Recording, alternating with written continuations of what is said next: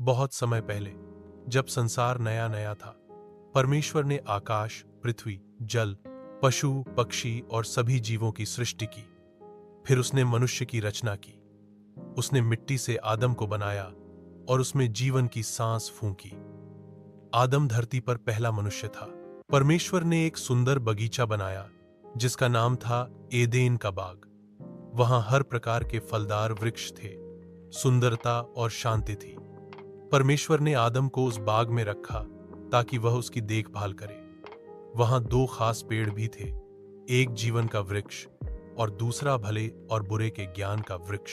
परमेश्वर ने आदम से कहा, तू इस बाग के हर वृक्ष का फल खा सकता है, परंतु भले और बुरे के ज्ञान के वृक्ष से मत खाना, नहीं तो तू मर जाएगा। परमेश्वर ने देखा कि आदम अकेला है, तो उसने आदम की पसली से एक स्त्री बनाई जिसका नाम रखा गया हव्वा।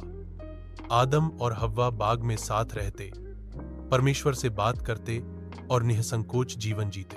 एक दिन सांप, जो सबसे चतुर जीव था, हव्वा से बोला, क्या परमेश्वर ने सच में कहा है कि तुम इस वृक्ष का फल नहीं खा सकते? हव्वा ने उत्तर दिया, अगर हम खाएंगे तो मर जाएंगे। सांप ने कहा, तुम नहीं मरोगी, बल्कि तुम परमेश्वर की तरह बन जाओगी, जानने वाली कि क्या भला है और क्या बुरा। हव्वा ने उस फल को देखा।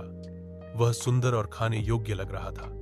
उसने उसे तोड़ा, खाया और आदम को भी दिया। जब उन्होंने खाया तो उनकी आंखें खुल गईं और उन्हें पता चला कि वे नग्न हैं। उन्होंने अंजीर के पत्तों से अपने लिए कपड़े बनाए। परमेश्वर जब बाग में आया तो आदम और हव्वा छिप गए। परमेश्वर ने पूछा, तुमने वह फल क्यों खाया? आदम ने हव्वा को दोषी ठहराया और हव्वा ने सांप को। तब परमेश्वर ने उन्हें दंड दिया, सांप को पेट के बल रेंगना होगा, हव्वा को प्रसव पीड़ा और पति के अधीन रहना होगा। आदम को कठिन मेहनत करनी होगी भोजन पाने के लिए, और अंत में परमेश्वर ने उन्हें एदेन के बाग से बाहर निकाल दिया और जीवन के वृक्ष की रक्षा के लिए एक स्वर्गदूत को खड़ा किया। सीख: आदम और हव्वा की कहानी हमें यह सिखाती है कि आज्ञा उल्लंघन का परिणाम दुख और दूरी है। परमेश्वर ने मनुष्य को स्वतंत्र इच्छा दी, पर साथ ही एक चेतावनी भी दी। जब मनुष्य ने उस चेतावनी को अनसुना किया तो पाप संसार में आया। लेकिन यही कहानी हमें यह भी दिखाती है कि परमेश्वर दयालु है। उसने उन्हें सजा देने के बाद भी कपड़े दिए और उनका ध्यान रखा।